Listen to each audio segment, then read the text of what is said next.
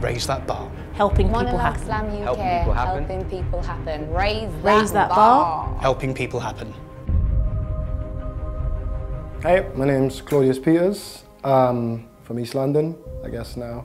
And I first heard of the slam through a friend a long time ago. Just enjoy it, because it's very rare that you get a chance to just do something on stage and it's completely on your terms. You pick the monologue, essentially directing yourself and giving it to an audience. It's a rare, rare opportunity, so enjoy it. Got good response from everyone, and then got an agent. And I guess Monologue Slam was the turning point for myself, because it was like my first kind of, had agents probably, my first serious kind of agent. And so from there I've gone to do films. Just completed a film, Nicolas Cage, called The Dying of the Light. Did 2 other indie features this year. And for me, that all kind of started with essentially Monologue Slam. In my time doing Monologue Slam, I've probably seen my agent, which is Above and Beyond, who ended up signing me. Seen people like Dan Hubbard, who's like a great casting director, come here. Shaheen Beijing's come here.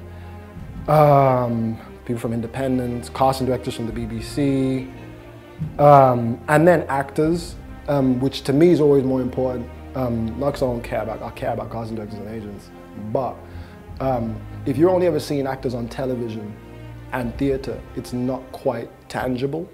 But when you're literally seeing them right there, when you're on stage, it's a different. It feels very different. You feel like you're part of a community, so to speak. So for me, that's pretty cool. You get to see actors like Jimmy Akinbola.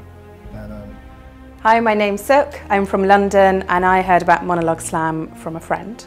It was singularly the most terrifying thing I've ever done, but at the same time incredibly supportive, wonderful atmosphere.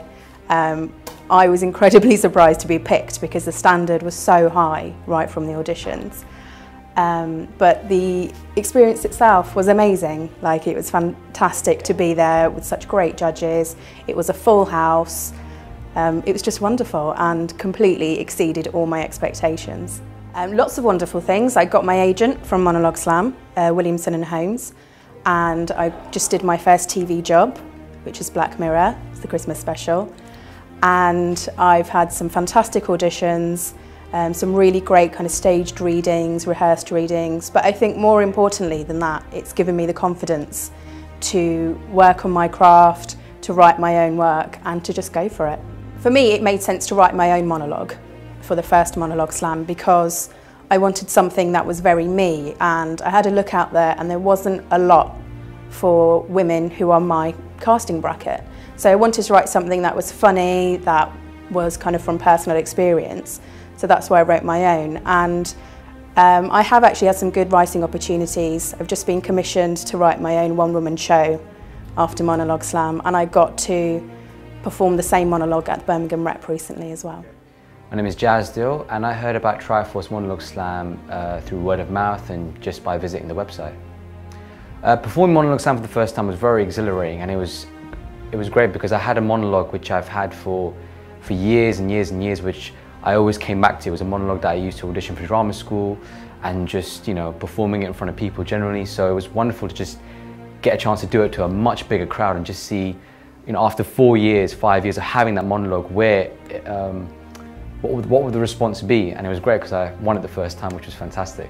Just by doing Monologue Slam and winning it once and performing it in front of people, I got a great reaction from them, met a lot of people, writers, you know, future producers, future directors who always wanted to kind of collaborate on projects.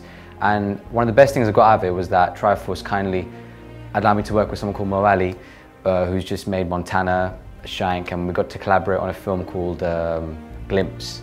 And yeah, it was great to be a part of that and use that link in the future, you know. Performing Monologue Slam, one of the judges was Jane Frisbee, who's brought me in twice for 2 projects, which I was very lucky to get off the back of that. So yeah, I think the best bit for me for Monologue Slam was winning it the first time. And the reason why that was really, really important to me was because I think when you're first starting out, it's hard because you're trying to get your foot in the door and you know you've got something, but you're not quite sure if people can see it.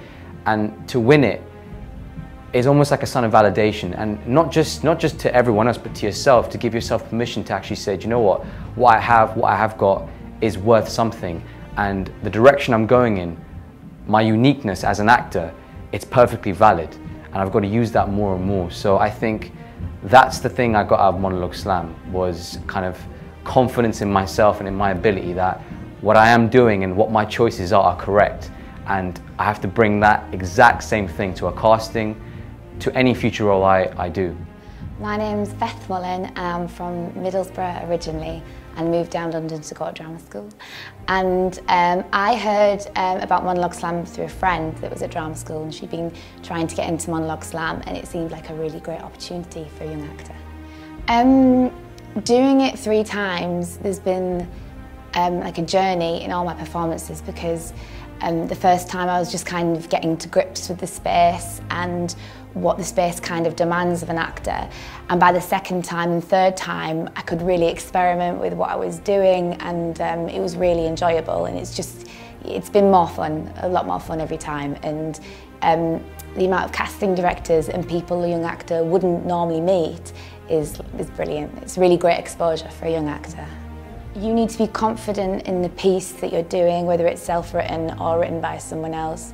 You need to be confident that you know it and that you can play with it and have fun with it, because I think that's probably the most important thing in the slam. So that would be my advice to them, and also to just give it a go. Like, I've felt more brave the more I do it, so it really puts you out there, and it's a real test of you and your skills. Since doing Monologue Slam, in the first one I managed to secure representation with Stevenson Withers Associates, which are my lovely agent. And then